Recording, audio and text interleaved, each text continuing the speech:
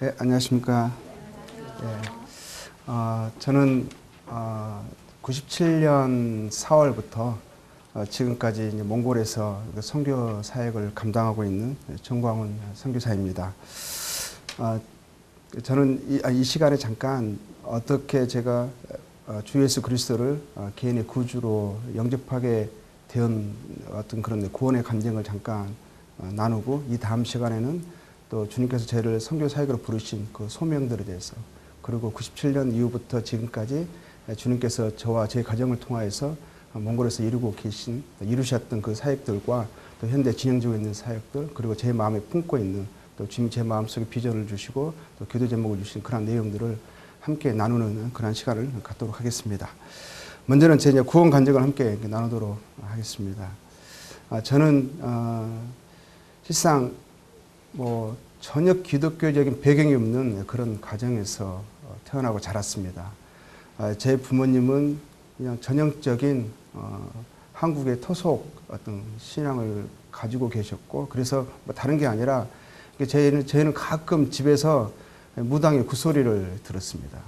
집안에 조금 어려운 일이 생기거나 좀 힘든 일이 생기면 어머니는 어디서 또 수소문을 하셔가지고 용하다는 무당을 불러와서 집에서 밤새 시끄러운 북소리 들으면서 무당을 구슬을 하고, 또 매월 그런 초사활이나 이런 것 때는 항상 이렇게 뭔가를 차려놓고 또 빈다든가 이런 것들, 그런 것들은 익숙했습니다. 집안 곳곳에 불상이 있었고 또 부적이 붙여져 있었습니다.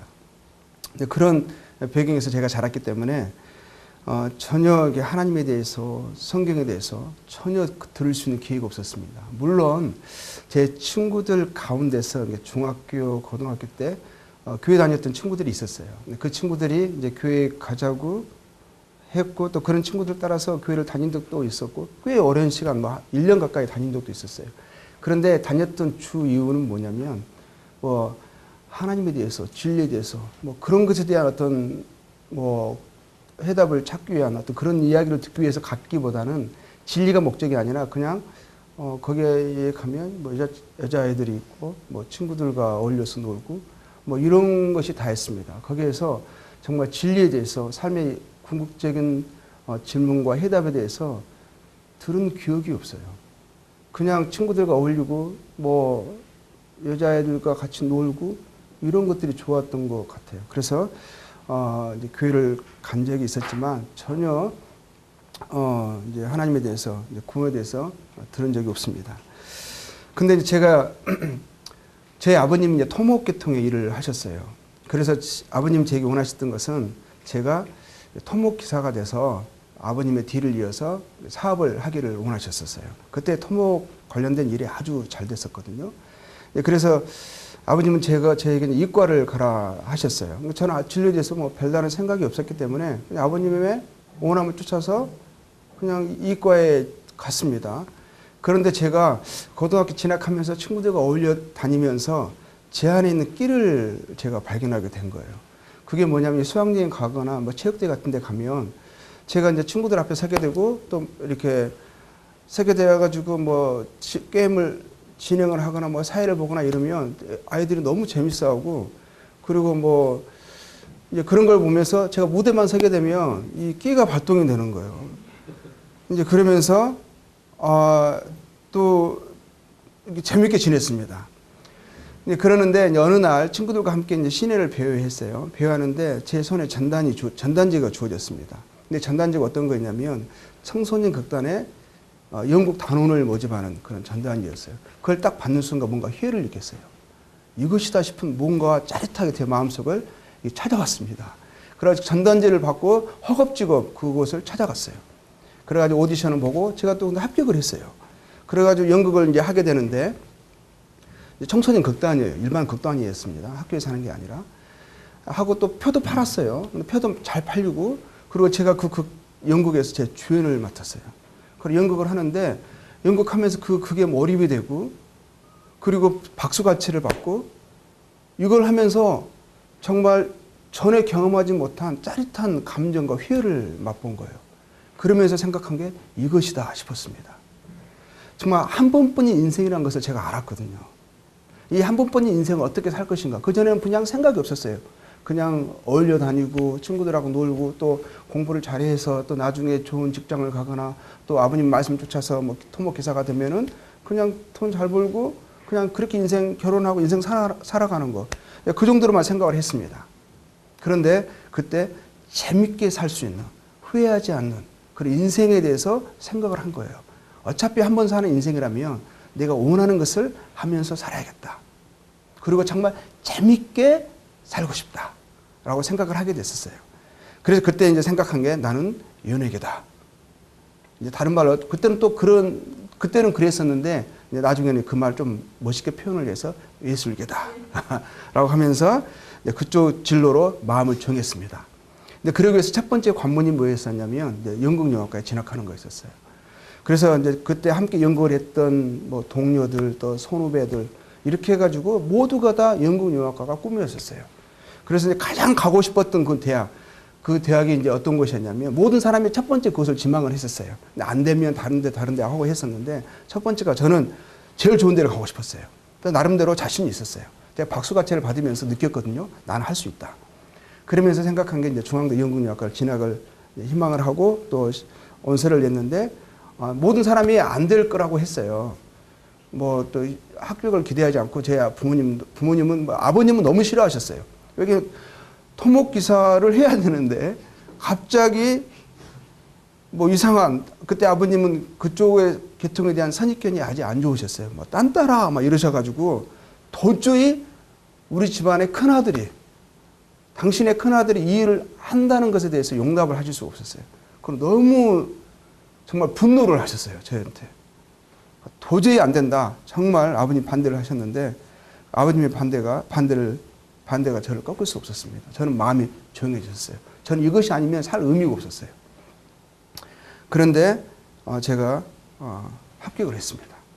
세상을 다 얻은 것 같았어요. 그래가지고 이제 연극영화과 진학을 했습니다. 근데 제가 하기 전에 또 하면서 느낀 게 있어요. 제가 어느 날 제 자신을 파악을 했습니다. 거울을 봤어요. 보니까 또 학교 들어갔는데 TV에서만 보던, 영화에서만 보던 그 멋진 배우들을 같은 수업 시간에 친구로서 만나게 되는 거예요. 또 그 아이들을 보면서 제 자신을 보는데 위축이 되는 거예요. 그러면 생각한 게 있습니다. 제가 과감하게 포기를 했어요. 나는 영화 배우감은 아니다 싶었습니다. 주연급은 아니다. 그러니까 이거 오기가 나더라고요. 그럼 이 아이들을 내가 휘어잡을 수 있는 다른 것을 하고 싶은 거예요. 그럼 그게 생각한 게 이제 뭐였냐면 영화 감독을 생각했습니다. 영화 감독 앞에 그 예쁜 여배우들이 그냥 꼬뻑꼬뻑하고 이런 모습들이 재밌더라고요. 좋더라고요. 그리고 그 영화 감독 의자에 앉아서 호령하는 것이 보면 전 그 사람의 손 안에 모든 게 있는 거예요. 막 움직이고 일사불란하게 그 앞에 막 모든 게 진행되고 이런 것을 보면서 영화 감독이 참 멋있게 여겨졌습니다. 그래서 영화 감독을 이제 꿈을 꾸고 이제 공부를 했습니다. 근데 저 영화 보는 것이 너무 좋았었어요. 그런데 이게 나중에는 영화 보는 게 재미있지 않더라고요. 왜냐하면 예전에는 흥미로 봤었는데 이제는 공부로 보는 거예요. 그러면서 영화를 보면서 분석을 하는 것입니다. 그러니까 그게 진행이 되는 게 아니라 감독이 몰입되는 게 아니라 막 분석을 하다 보니까 재밌기보다는 이제 공부 학문으로 이제 보게 됐어요. 그 좋은 감독이 되기 위해서는 또 많은 책들을 읽어야 하고 또 좋은 예술적인 인생의 진지한 참된 목적과 의미를 논하는 또 예술적인 영화들을 이제 많이 이제 보게 됐습니다. 그러면서 제 마음속에 자리 잡은 어떤 질문들이 일어나기 시작했었어요. 인생의 참된 의미와 목적이 무엇일까? 이것이다 하면서 살아갈 수 있는 참 진리는 무엇일까? 라고 하는 그런 생각들이 마음속에 스멀스멀 일어나기 시작했었어요. 물론 근데 그것에 대한 해답을 찾으려고 뭐 깊이 추구하고 고민하고 이러기보다는 그냥 그런 의문들이 마음속에 일어났었어요. 근데 제가 어떤 시나리오를 씁니다. 그리고 책들을 읽는데 제 시나리오나 어떤 뭐 그런 제가 쓴 글들을 보면은 항상 끝이 허무한 거예요. 죽음으로 끝나고. 그리고 보면은 어떤 그걸 썼는데 주인공도 죽고 너도 죽고 나도 죽고 다 죽는 그냥 허무로 끝나는 그런 내용들. 제가 겉에서 사람들이 저를 봤을 때는 밝은 사람이었었어요. 그런데 실상 제가 표현하는 것을 보면 저도 놀라는 게 재미로 해피엔딩으로 끝나는 것이 아니라 모든 게 허무로 끝나는 그런 내용들이었었어요. 그러면서 학교 가서 또 이제 집에서 떨어져 있어서 자취를 하고 기숙사에 이제 생활하다 보니까 누구의 통제를 받지 않고 이제 간섭을 받지 않으니까 많은 제 자유 분방하게 제 멋대로 이렇게 살았습니다. 그러다 보니까는 많은 술을 마시게 되고 이제 꼴초가 되고 그리고 이제 머리도 뭐 길게 이렇게 하면서 다니고 그리고 또 이제 뭐 하냐면 이제 많은 유흥들을 즐겼습니다. 그러니까 하고 싶은 것은 다 할 수 있을 것 같았어요. 또 했습니다. 하려고 또 했었어요. 그러니까 어떻게 보면 지금 생각하면 참 부끄러운 삶의 과정을 지났습니다. 근데 그런 많은 것들을 했다 할지라도 그 마음속에 있는 그 욕구 채워지지 않았고요. 진정한 만족이 없었습니다. 근데 이제 대학 2년을 마치고 이제 모든 대한민국 남자들이 군대를 가야만 하잖아요. 군대를 갑니다. 군대 가기 정말 싫었었어요. 안 가보려고 정말 모든 걸 생각을 해봤습니다. 근데 어쩔 수 없잖아요. 가야죠. 근데 저는 모두가 동일하게 입는 그 제복이 싫었었어요. 모두가 머리를 짧고 누가 누군지 분간하지 못하는 그런 제복 속에 갇히는 제 자신이 너무 싫었었어요. 그렇지만 군대를 갔습니다. 군대 이제 86년에 제가 이제 10월에 군대를 갔는데요. 그러고 나서 그게 이제 제가 전경으로 이제 착출이 됐습니다. 전경 착출돼서 갔는데 그 군대가 제가 생각했던 것 이상의 참 군기가 있었고 힘들었었어요. 그리고 제가 처음에 한 2, 3개월 후에 첫 외출을 나와가지고 친구를 만났을 때 제가 했던 말이 있어요. 인간들은 다 악하다. 저는 성선설을 믿었거든요. 근데 군대 갔다 와서 저는 친구들에게 했던 말이 있어요. 인간은 근본적으로 악하다. 성악설을 제가 이야기했습니다. 왜냐하면 힘든 상황이 되니까 좋은 사람이 없더라고요. 모두가 다 악해지고 너무 지루하고 힘드니까 같이 있는 근무를 쓰고 있는 후임을 괴롭히는데 그 괴롭히는 방법들이 너무 잔인하고 그리고 다 좀 뭐라 그럴까요? 비겁해지고 이런 것들을 보면서 제 자신 안에서 그것들을 발견하게 되고 그러면서 참 인생에 대해서 근본적인 회의가 또 찾아왔습니다. 저는 인생을 아름답게 영화로서 묘사하고 싶었거든요. 그래도 인생은 살만한 곳이다라고 말하고 싶었거든요. 그런데 군대에서 발견한 또 제 안에서 제가 발견한 삶의 모습은 밝지 않았습니다. 어두웠습니다. 그러고 나서 또 그 후에 86년, 7년도에 무슨 일이 일어난 줄 아시죠? 한국에 역동이 일어났습니다. 대학생들이 거리로 뛰쳐나왔습니다. 저는 전경이었거든요. 저도 대학생이었지만 이제는 반대 입장에 섰습니다. 그들의 데모를 진압해야 되는 상황이 됐습니다. 그때 심했습니다. 제가 방석복을요. 어떨 때는 그 데모가 심할 때는 벗지도 못하고 잠을 잤습니다.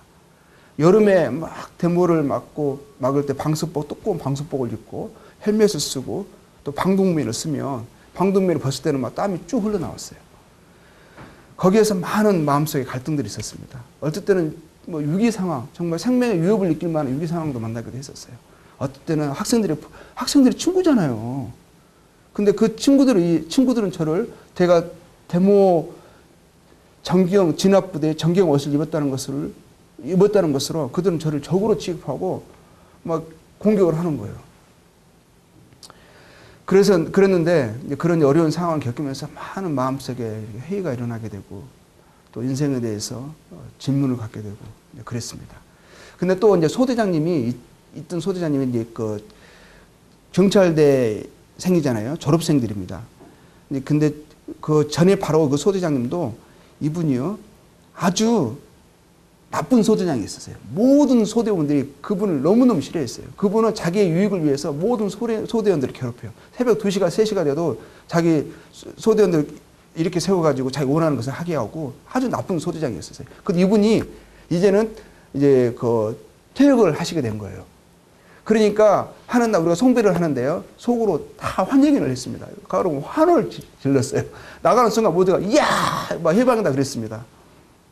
근데 그분이 가시고 나서 다른 소대장님이 오셨어요.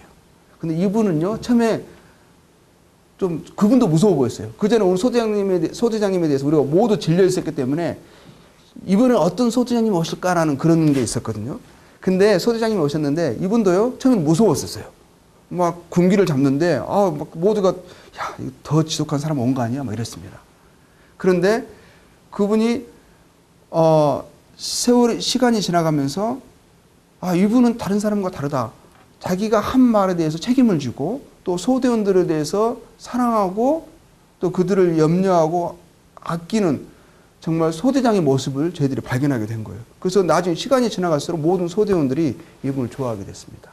저도 이분을요, 제 이제 그 같은 내무반에 있는데, 제 내무반 저는 2층에 있었어요.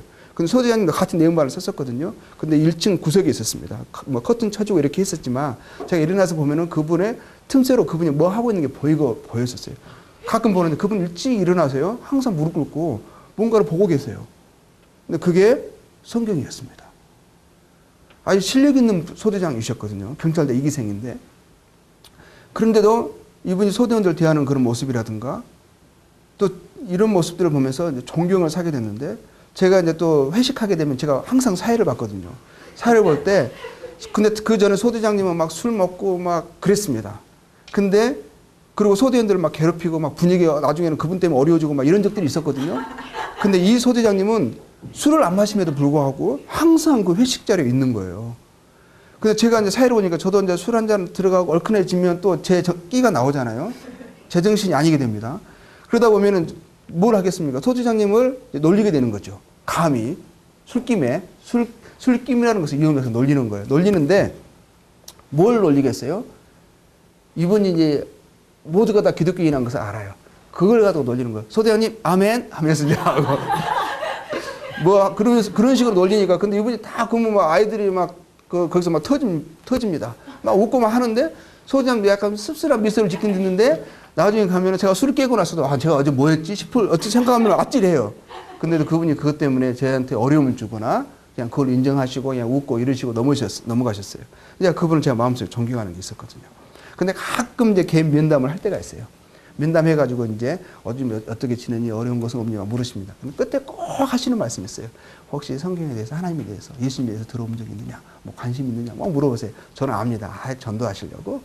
그러면서 전혀 근데 그분이 이제 좋으신 분이니까 무례하게 이제 거절을 하지 않고 또 그분 소대장님이시니까 거절을 하지 않아도 그래도 제가 처음으로 어떤 생각을 했냐면 그 전에 제 친구들 만나고 교회 다니는 친구들 많이 있었거든요. 그리고 친구 형들, 친구 아버님, 목사, 장로 이런 분들 많이 있었어요. 그런 분위기를 제가 잘 알고 있습니다. 근데 처음으로 제가 어떤 느낌을 받았냐면, 근데 그 친구들 만났을 때 그 친구들은 어떤 게 있었냐면, 아이들이 자기들이 믿는 무슨 말을 하긴 하는데, 믿는 것을 말하는 것 같지 않은, 믿지 않는 것 같은, 말과 행동이 틀린, 말과 그들이 말하는 것을 내로 살지 않는, 그들의 믿음과 삶이 별개다는 생각을 제가 그전에 했었거든요. 그냥 우리가 똑같은. 어떨 때는 다만 교회 다니는 친구들이 어려웠던 것은 뭐냐면, 일요일날 놀러 가야 되는데, 이 친구들이 꼭 교회 간다, 교회 끝나고 가야 되는. 그런 것이 있었거든요. 근데 다른 것은 별 차이가 없는. 근데 내가 처음으로 이분을 보면서 어떤 걸 느꼈냐면, 이 사람은 믿는 대로 살아가는구나. 진짜 믿는 것을 말하는 사람이구나. 그냥 종교적으로 말하는 게 아니라, 그냥 자기가 믿지 않는 것을 그냥 그렇게 들어왔기 때문에 그냥 지식적으로 말하는 것이 아니라 정말 믿는 것을 확신을 가지고 말하는구나. 또 그것을 쫓아서 살아가려고 추구하는구나 하면서 어떻게 보면은 그런 사람을 제가 처음으로 만난 거예요. 처음으로. 내가 그분을 존경하잖아요. 그래서 그분이 말하고 있는 그 믿음에 대해서 제가 무시를 못 하겠더라고요. 이제 그랬습니다. 그리고 이제 데모 상황이 진정이 됐어요. 6.29 선언으로 인해서 진정이 되고 이제 상황이 좋아졌습니다.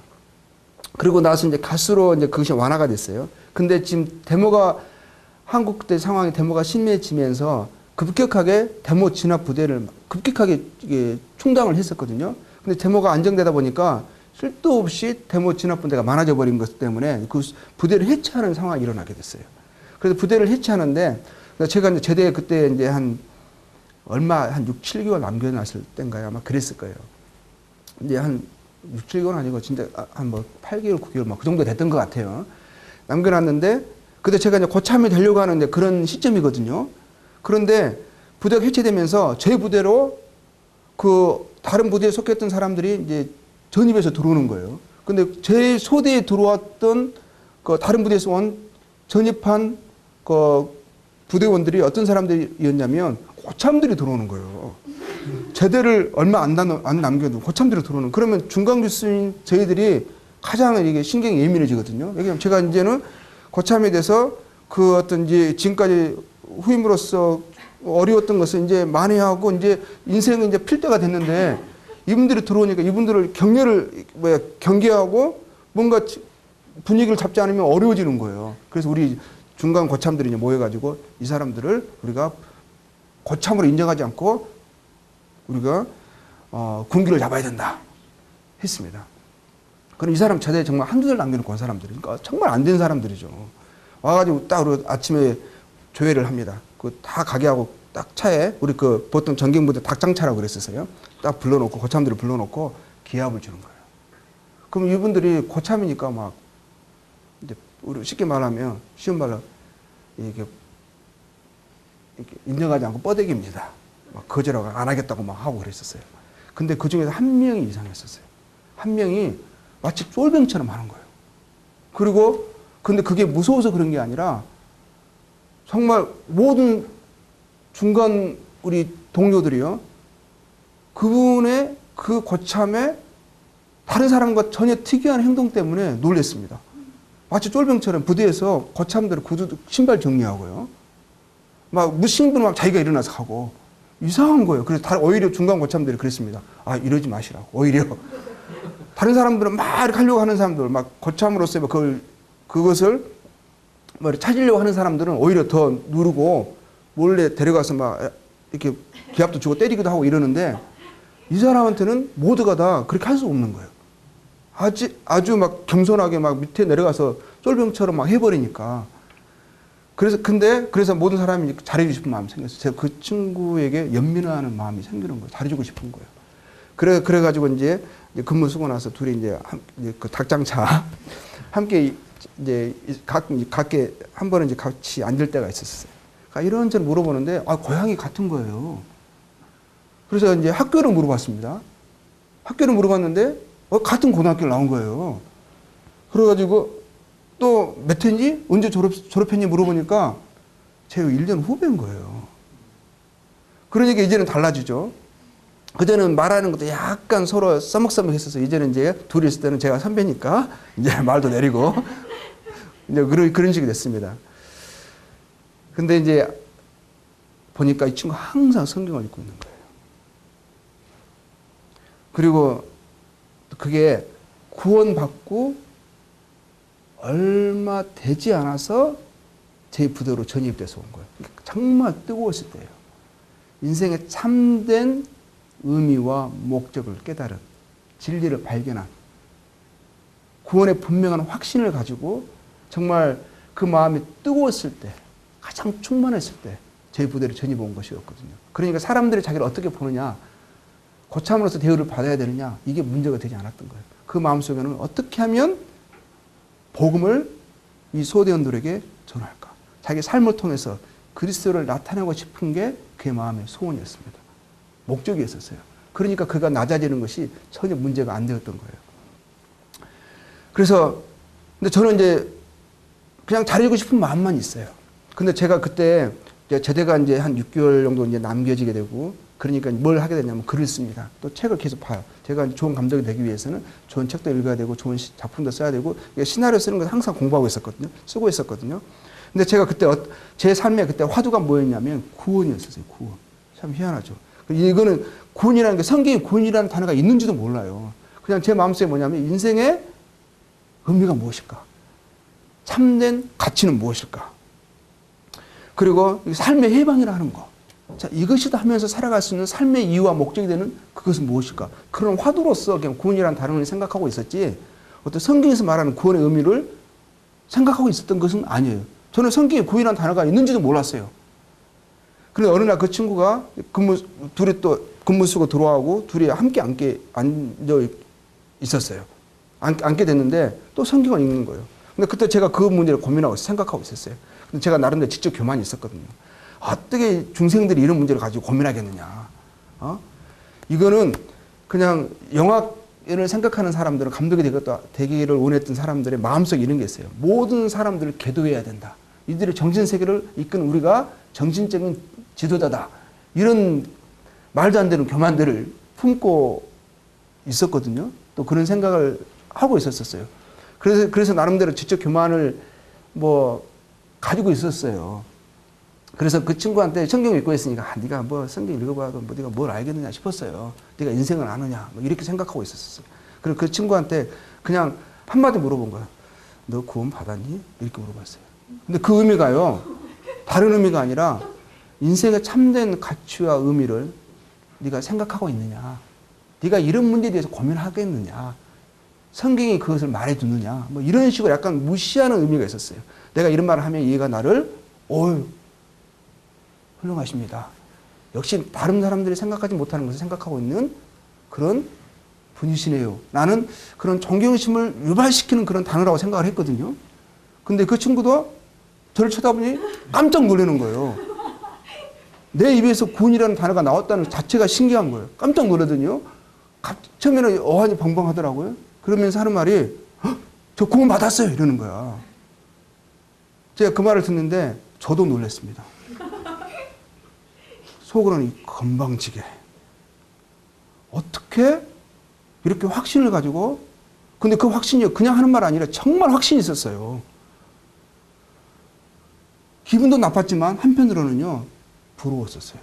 얘는 뭔가를 아는 것 같았어요. 그걸 얘가 확신하고 있는 그 확신을 저도 갖고 싶었어요. 그 물었습니다. 나중에 물었어요. 그때는 제가 좀 속으로 진정해야 되는 게 필요했었어요. 나중에 물었습니다. 그런 확신을 어디서 갖게 됐느냐? 네가 말하는 구원이 무엇이냐? 그러니까 성경에 대해서 이야기해 주는 거예요.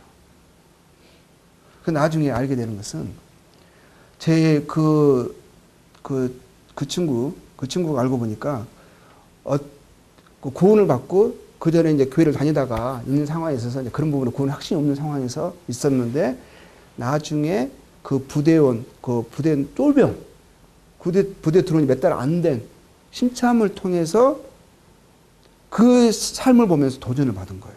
얘는 뭔가 특이다 라고 생각하면서 도전을 받았는데, 그 삶이 정말 그리스도의 인에 합당한 삶의 모습을 나타내고 있었던 거예요. 그러니까 다른 사람들의 모본이 되고, 또 굳은 일을 마다하지 않고 솔선수범하고, 그리고 정말 누가 뭐래도 막 그런 정말 성경에서 말하는 정말 그리스도인의 모습을 쫄병인데도 보이고 있었던 거예요. 자기는 교회 오래 다니고 있었는데, 자기는 다른 사람 별 다를 게 없는데, 그러면 도전을 받아가지고 나중에 이런 힘은, 이런 간증은 어디서 나오는가 싶어가지고 관심을 가지고 이야기하다가 그 친구를 통해서 구원을 받은 거. 그 친구가 그래서 교회를 갔는데, 그 신참을 통해서 교회를 갔는데, 그 교회를 한 달, 두 달 정도 다니는 상황에서, 근데 정기적인 매번 다닐 수는 없잖아요. 그러니까 부대에 있으니까. 그래도 한 달, 두 달 정도 다니는 상황에서 나중에 부대 해체가 이루어지면서 저희 부대로 온 거예요. 근데 소대장님 또 이제 새로운 사람이니까 또 면담을 하십니다. 뭐 어떻게 지내느냐, 뭐 어려운 건 없느냐, 막 제대 얼마 안 남았는데 고생이 많다, 막 이런 면담을 한 거예요. 그런데 또 당연히 이분은 물어보시죠. 뭐 너 하나님 믿어서 아느니, 예수님 믿니? 막 하니까 저 예수님 믿고 저 구원 받았어요. 구원? 뭐 이렇게 한 거예요. 거듭난 구원에 확신이 있어요. 이렇게 하니까. 근데 그럼 너 어느 교회 다니니? 서로 이제 물어보는 거예요. 근데 저 관악교회 다니는데요. 그러니까 그래? 나도 관악교회 다니는데 동네가 똑같은 교회, 동네에 똑같은 이름이 교회가 있나 보다. 이렇게 했어요. 근데 알고 보니까 같은 교회였던 거예요. 같은 교회였었는데 이 소대장님도 이제 소대장이가 항상 이렇게 부대에 있으니 갈 수 없잖아요. 그러니? 근데 서로 몰랐네? 막 이러면서 한 거예요. 근데 이제 이 친구가 지금 이제 정광훈이라는 지금 이제 수경이 지금 있는데 아주 관심이 있다고 이렇게 말했나 봐요. 그 하나님에 대해서 알려고 하고 지금 성경에 아주 관심이 있어서 지금 뜨겁다고. 그러나 소대장님 저를 이제 부르시더니 교회 한번 가지 않을래 그러시더라고요. 그래가지고 그 교회에 갔어요. 그분을 따라서. 제가 이분도 존경하잖아요 또. 그리고 또 둘이 같은 교회래요. 놀랍다. 이 교회는 도대체 어떤 교회냐 싶은 거예요. 그래서 그 마음이 있어가지고 가자 그러니까 별 제가 의심 없이 한번 가보고 싶은 거예요. 교회를 갔습니다. 근데 갔는데 대부분 청년들이 있었어요. 청년들. 그때 이제 20대, 30대가 한 교회 한 90% 이상을 차지했던 것 같아요. 또 그 목회하신 분도 젊으시고, 그랬습니다. 그런데 그 교회 그분들이 가지고 있는 열정들, 또 친절들, 그 평온한 모습들에 제가 압도를 당했어요. 그 교회가 그때 부흥기였던 것 같아요. 만나는 사람마다 정말 열정이 있었어요. 그리고 너무너무 친절하게 대해주고 그들 얼굴에서 사랑과 평온을 느낄 수가 있었어요. 그리고 제가 그 분위기에 압도가 됐습니다. 그리고 또 뭐가 있었냐면 끝나고 나서 예배 시간은 길더라고요. 또 예배하고 또 말씀까지 하고 뭐 2시간은 하는 것 같아요. 길긴 길어서 이제 중간 무슨 말인지 잘 모르겠고 하는데 이 사람들은 참 사람들이 정말 자기들이 믿는 것을 말하는 것 같고 행하는 사람들. 나는 우리 소대장만 그런 줄 알았더니 그와 같은 부류의 사람들이 많네라고 생각을 하게 된 거예요. 근데 이제 끝나고 나서 그것도 좋았지만 끝나고 나서 밥을 같이 먹더라고요. 근데 제가 좋아하는 게 하나 있거든요. 잔치국수. 교회에서 잔치국수를 먹는 거예요. 그래가지고는 그 잔치국수 또 너무 맛있는 거예요. 나중에 그 국수 맛이 생각이 나네요. 말씀은 생각이 안 나. 그래서 가자 그러면 또 갔습니다. 또 잔치국수 먹었어요. 그러면 근데 마음속에서는 하나님에 대해서 또 그 성경에 대해서 또 예수님에 대해서 정말 궁금한 게 생겼습니다. 그리고 저보고요 뭐라고 말하냐면 영생과 영물이 있대요. 한 번 죽는 것은 사람에게 정하신 것이요 그 후에는 심판이 있대요. 그러니까 거기에서 구원을 받아야만 된다는 거예요. 거듭나야 된다는 거예요. 하나님께서 저희들에게 영생의 선물을 주셨다는 거예요. 하나님이 세상을 이처럼 사랑하사 독생자를 주셨다는 거예요. 그래서 우리는 심판에 이르지 아니하고 영원한 생명에 이를 수 있는 놀라운 길을 저희에게 주셨다는 거예요. 그 구원을 받으라는 거예요. 정말 구원 받고 싶었어요. 제가 막 그 성경을 읽고 또 그 준 책자들을 줄쳐가면서 읽었습니다. 근데 모르겠는 거예요. 근데 어떤 분들이 저에게 그러는 거예요. 내가 죄인이라는 것을 깨달아야 된다는 거예요. 근데 그 단어가 얼마나 크게 저에게 인식이 되는지 제가 나쁜 행동을 좀 많이 하긴 했어요. 친구들이나 어떤 사람들은 어떤 여자아이들도 저는 너는 나쁜 놈이라고 내가 한 거 몇 번 들었거든요. 나쁜 짓은 제가 좀 하긴 했어도 죄인이라는 단어는 너무 크게 여겨지는 거예요. 그래서 잘 모르겠더라고요. 근데 제가 이제 마지막 휴가를 이제 가게 됩니다. 휴가 가는데 이제 소대장님 걱정이 되셨나 봐요. 지금 마음이 막 뜨거워져가지고 막 성경 읽는 거 거기서 나눠준 책자들 읽는 걸 제가 봤거든요. 소장님 보셨는데 이제 가시니 제가 휴가를 간다고 하니까 걱정이 되셨나 봐요. 그래서 하신 말씀이 저희 전화번호 하나 주면서 꼭 휴가 기간 동안에 전화하고 찾아보라는 거예요. 근데 휴가 나오자마자 동료들과 술을 진짜 마셨습니다. 그럼 진짜 곤두레가 됐어요. 그리고 이제 고속버스에 몸을 실었습니다. 그리고 중간에 이제 또 휴게실 쉬잖아요. 쉬는데 그러고 좀 깼어요. 깨고 이제 보는데 보통 그때는 고속버스에서 TV 같은 거, 영화 같은 거 틀어줬었어요. 근데 하는데 보통 보면 홍콩 영화 막 이런 거 많이, 무술 영화 같은 거 많이 틀어주고 했었거든요. 근데 그날은 이상하게 딱 틀어주는데 제가 아무 생각 없이 그냥 멍하니 보고 있는 거예요. 보는데 아브라함의 생애. 그걸 끝나요. 이제는 뭐 홍콩 영화 틀어주려나 했더니 다윗의 생애. 이걸 보면서 또 그 전에 들었던 말이 생각이 나고 그렇지. 정말 인생의 참되는 의미와 목적이 무엇인가? 정말 구원이 무엇인가? 뭐 다시 생각하게 되는 거예요. 그런데 이제 제가 이제 집에 갔습니다. 집에 갔는데 제 어머님이 제가 지금 휴가 나오는 거 알거든요. 친구들 지금 제대한 친구들이 몇 있어요. 연락을 하는데 연락이 안 되는 거예요. 그래서 너무 집에 심심하고 가지고 이제 TV를 틀었는데 TV 나올 시간은 아니야. 근데 동생이 TV 몇 가를 녹화한 게 있더라고요. 뭐 광고도 들어가 있고 영화도 들어가 있고 막 이런 게 있었어요. 근데 이제 제가 그냥 보는 거예요. 근데 보는데 한 장면이 딱 나오는 거예요. 근데 까르마조프의 형제들이라는 그런 이제 후예들이라는 까르마조프 형제들 그런 이제 영화를 그런 소설 영화한 다 한 것도 아니었었어요. 그냥 이것도 저것도 막 섞여 있었어요. 근데 그 내용의 마지막 장면에 어떤 게 나오냐면 서로 막 지금 서로 싸우고 있어요. 무대에 등장 배우들끼리 인물들끼리 싸우면서 한 사람이 폰을 가르치면서 이러는 거예요. 내 마음속에 악마가 있는지를 알지 못하느냐. 그 말 하는데요. 그 말 하는데 그것이 저한테 하는 말인 거예요. 제가 그때 제 의미를 깨달았어요. 아, 그렇구나. 그래서 그 사람들이 나보고 죄인이라고 그랬구나. 죄의 근원이 실상이 내 안에 있구나. 죄를 지어서 죄인이 아니라 나는 근본적으로 마귀에 속한 자고 죄성이 내 안에 있기 때문에 내가 죄의 열매를 맺는구나. 그래서 나는 날 때부터 죄인이구나. 죄의 본질을 깨달은 거예요. 그러니까 갑자기 그 전에 들었던 지옥에 대해서 막 두려움에 밀려오는데 주체를 못 하겠는 거예요. 그때 그래서 막 담배를 막 계속 피우고 있습니다. 막 마음이 막 불안하고 막 두려움에 밀려오면서요. 그때 딱 전화번호 생각이 나는 거예요. 전화를 딱 했더니 그분이 지금 빨리 오라는 거예요. 택시 타고 오래요. 근데 그러니까 택시 타고 막 부랴부랴 갔어요. 갔더니 그분들은 이제 기도하시고 끝나고 아멘하고 다 일어서시는 거예요. 그날이 수요 기도 모임이었던 것 같아요. 이었는데 이제 거의 끝날 시간이 되니까 택시 타고 오라 그러셨던 거예요. 그래서 이제 서로 이제 악수합니다. 그러면서 저한테 악수하면서 어떻게 오셨냐고, 아까 그 전화한 청년 맞냐고 어떤 분이 저에게 오셨어요. 아, 맞다고. 그리고 무엇 때문에 오셨냐고 그러시더라고. 그래서 제가 구원받고 싶어서 왔다고 그랬어요. 그러니까 그분이 이제 맨 말씀을 보여주시라고요. 보여주시는데 이제 물론 이제 그 전에 제가 워낙 몇 개월 동안 다니면서 준비가 되어 있었기 때문에 이제 말씀을 하는데 그분이 확인하시면서 제가 알고 있는 것을 몇 가지 확인하시더니 나중에 이제 또 최종적으로 몇 말씀을 보여주시는데 그 중에 한 말씀이 마가복음 7장 20절, 24절 말씀, 이 말씀 보여주신 거예요. 마가복음 말씀 보시면 7장 20절, 20절에서 24절 말씀. 또 가라사대 사람에게서 나오는 그것이 사람을 더럽게 하느니라. 속에서 곧 사람의 마음에서 나오는 것은 악한 생각, 곧 음란과 도둑질과 살인과 간음과 탐욕과 악독과 속임과 음탕과 홀기는 눈과 회방과 교만과 광편이 이 모든 악한 것이 다 속에서 나와서 사람을 더럽게 하느니라. 이것이 하나라도 내 마음속에 있냐는 거예요. 다 있죠. 저는 근본적으로 죄인이죠. 그때 인식하고 있었습니다. 그러면 이것이 하나라도 있으면 지옥 간다는 거예요. 한 번 주는 것은 사람에게 정하신 것이고 그 위에는 심판이 있는데 하나님의 용령한 불, 마귀와 그에 속한 자들, 그들이 용령한 불에 처해지고 밤낮 세수토로 고통을 받는 그 지옥불에 들어가게 된다는 거예요. 제가 거기서 구원받고 싶다고 그랬습니다.